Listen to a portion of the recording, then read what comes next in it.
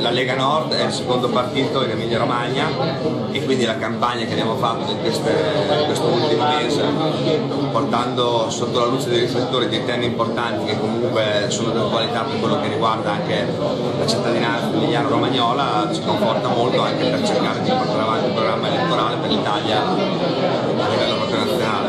Sapete che probabilmente avete rischiato moltissimi voti al Movimento 5 Stelle? Il Movimento 5 Stelle non è pervenuto in questa campagna elettorale. Non ci siamo mai confrontati, non lo so.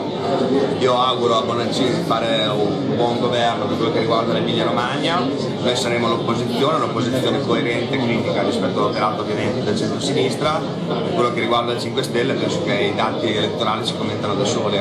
Quello che doveva essere un po' una patria, diciamo, per il 5 Stelle oggi non è più.